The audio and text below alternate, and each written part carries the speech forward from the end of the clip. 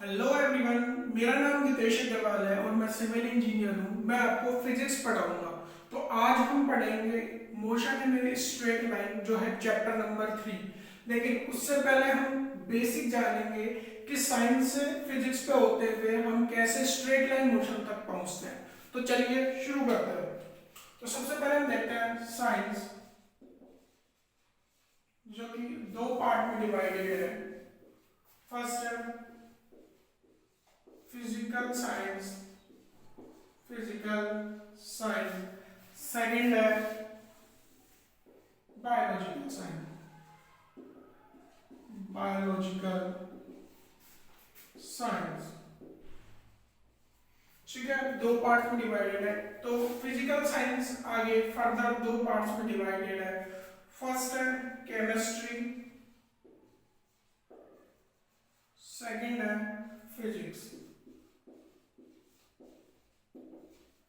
तो इनकी बेसिक हम जानते हैं साइंस क्या होती है। तो science is defined as systematic and organised study of natural phenomena which is obtained by careful experiments, keen observation and actual reasoning. मतलब क्या हुआ कि साइंस क्या है? Science is systematic and organised study. Science में हम सिस्टमैटिक एंड ऑर्गेनाइज्ड स्टडी करते हैं किसकी?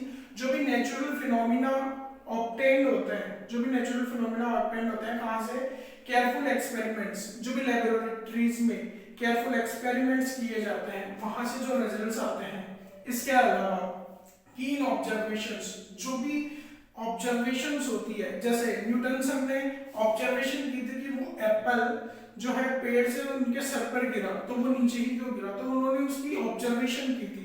इसके अलावा जो एक्चुअल रीजनिंग है, मतलब जो भी फैक्चुअल चीजें हैं, जो हमारे नेचर के लिए, नेचर से जुड़ी हुई जो भी फैक्चुअल बातें हैं, उनकी जो भी स्टडी होती है, सिस्टमेटिक स्टडी होती है, तो वो क्या होती है? वो साइंस होती है। ठीक है, तो साइंस जो अगला इसका साइंस का पार्ट है वो है बायोलॉजिकल साइंस, जो बायोलॉजी के स्टूडेंट पढ़ते हैं। हम चलते हैं फिजिकल साइंस की तरफ। फिजिकल साइंस दो पार्ट में डिवाइडेड है। केमिस्ट्री, जो साइंस पैथोलॉजी या बायोलॉजिकल वालों की सेकंड सब्जेक्ट होती है केमिस्ट्री। हम चल रहे हैं फिजिक्स की तरफ। तो फिजिक्स क्या होती है? तो physics is the study of natural phenomena या फिजिकल, जो भी फिजिकल वर्ल्ड में जो भी फिनोमिनाज होते हैं related to concept of space, time, matters, radiation, motion. मतलब फिजिक्स क्या होती है? फिजिक्स में हम किस चीज की स्टडी करते हैं? फिजिक्स में स्टडी करते हैं जो भी फिजिकल वर्ल्ड में जो भी हमें फिनोमिना मिलते हैं, कैसे, जो डील करते हैं टाइम से, कॉन्सेप्ट ऑफ टाइम से, स्पेस से, जो concept of radiation, matter, motion, इनसे जो डील करते हैं वो हम पढ़ते हैं यहाँ पे फिजिक्स में। ठीक है, तो फिजिक्स दो पार्ट में, फिजिक्स आगे, फिजिक्स की कई सारी ब्रांचेज है जो आगे डिवाइड होती है, जिसमें है ऑप्टिक्स, मैकेनिक्स,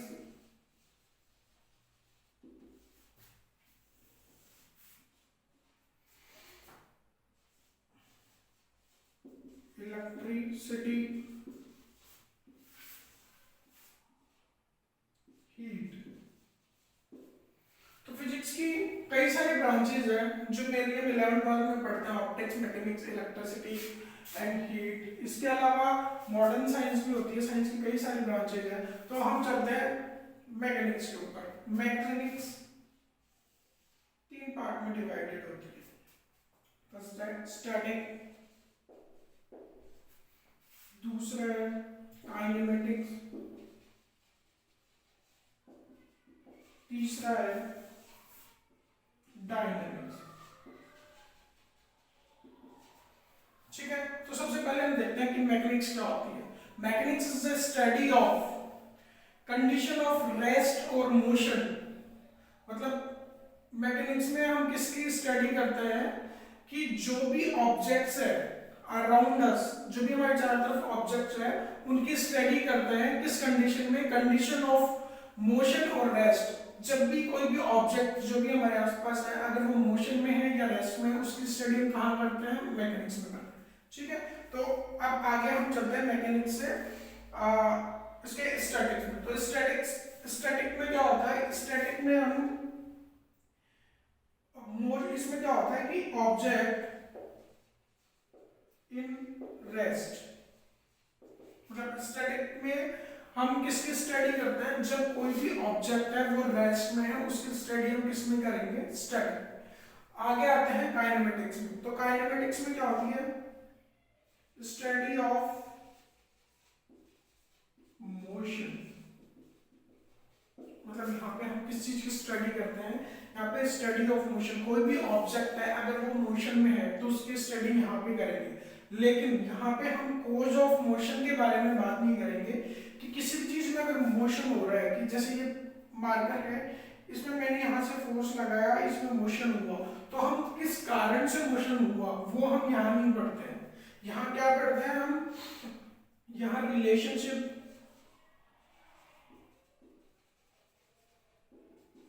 between various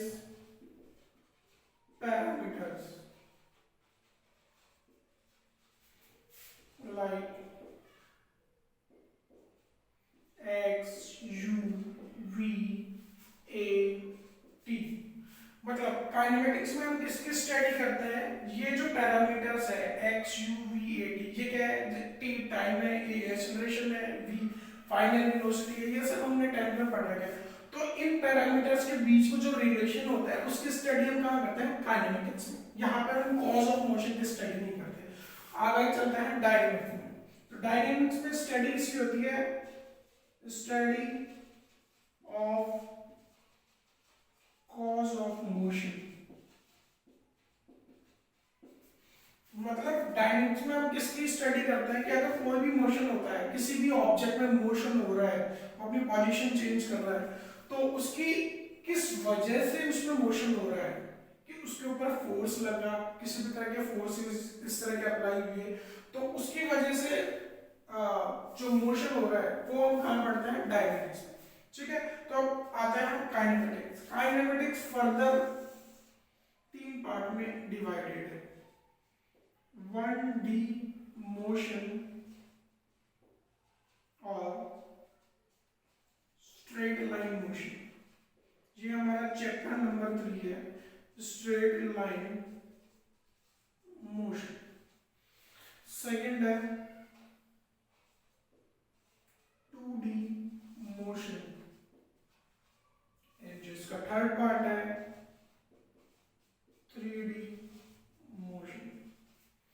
ठीक है, तो हम देखते हैं काइनेमेटिक्स से 1D मोशन पे आते हैं। तो 1D मोशन क्या होता है, 1D मोशन का मतलब होता है कि मोशन, अगर किसी भी चीज का मोशन है, मैं यहाँ खड़ा हूँ, यहाँ से कुछ समय बाद में मेरी पोजीशन चेंज हो जाती है और मैं यहाँ पे आ जाता हूँ, तो मेरे में मोशन हुआ, तो वो मोशन अगर एक स्ट्रेट लाइन में हो, एक ही डायरेक्शन में हो, तो हम उसे क्या बोलेंगे, 1D मोशन।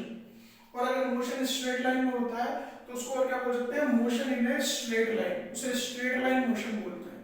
जैसे एक ट्रेन है, वो एक बिल्कुल स्ट्रेट सीधी पटरी पर चल रही है, तो वो क्या कर रही है, एक स्ट्रेट लाइन मोशन कर रही है, ठीक है, उसे क्या बोलेंगे हम, straight line motion. Straight line motion का और कौन सा एग्जांपल हो सकता है, जैसे ये मार्कर है, मैंने इसको यहाँ से छोड़ दिया, ये फ्री फॉल करेगा और नीचे गिरा, तो ये बिल्कुल स्ट्रेट लाइन में ही नीचे गिरा है, ये किसी और डायरेक्शन में मूव नहीं किया, बिल्कुल सीधा आया, स्ट्रेट लाइन मोशन। तो ये किसका एग्जांपल है, ये भी एग्जांपल है स्ट्रेट लाइन का। ठीक है, इसमें हम जो हमारा कोऑर्डिनेट रेक्टेंगुलर कोऑर्डिनेट सिस्टम होता है, उसमें सिर्फ एक डायरेक्शन हम दिखा सकते हैं, या जो भी उसमें एक एक्सिस में ही अगर मोशन हो रहा है तो उसे हम बोलेंगे 1D मोशन। ठीक है, 2D मोशन पे आता है। 2D मोशन क्या होता है, 2D मोशन में कोई भी ऑब्जेक्ट है वो 2 डायमेंशन में मोशन करेगा। जैसे एग्जांपल बताऊं, ये मान लीजिए ये बॉल है,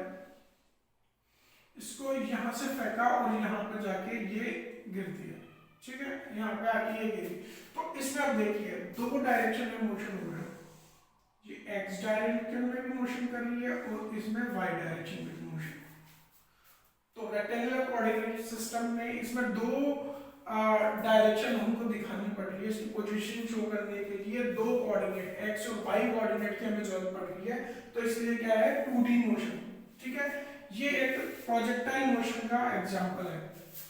प्रोजेक्टाइल मोशन हम आगे पढ़ेंगे, जो अगला चैप्टर है उसमें हम इसके बारे में पढ़ेंगे। इसके अलावा इसके एग्जांपल क्या होता है 2D मोशन के, एक बिल्कुल लेवल सरफेस पे, लेवल रोड पे एक अगर गाड़ी जिगजैग वे में चल रही है तो वो क्या है, वो किसका एग्जांपल है, वो 2D मोशन का ही एग्जांपल है। या जो हमारा सोलर सिस्टम है उसमें सन उसके चारों ओर जो अर्थ सर्कल लगाती है वो भी एक एग्जांपल किसका है, 2D मोशन का, क्योंकि वो एक प्लेन में चक्कर लगा रही है, तो इसलिए वो किसका एग्जांपल है, 2D मोशन का। तो 2D मोशन समझ में आ गया।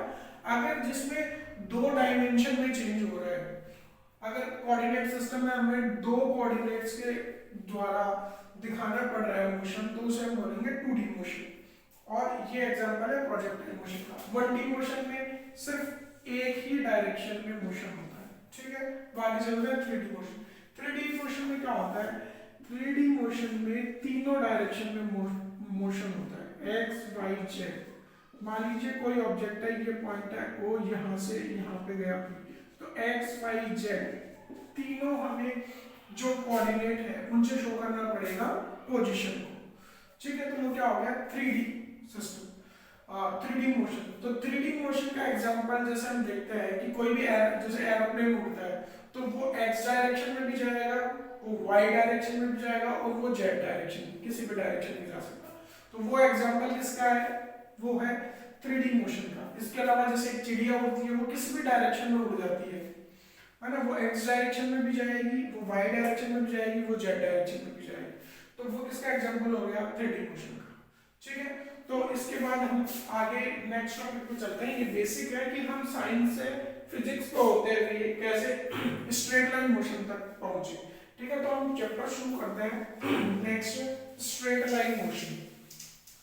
तो किसी भी चैप्टर को शुरू करने से पहले उसका बेसिक जानना जरूरी होता है, इसलिए हमने थोड़ा सा बेसिक देखा कि साइंस दो पार्ट में डिवाइडेड है, फिजिकल साइंस, बायोलॉजिकल साइंस।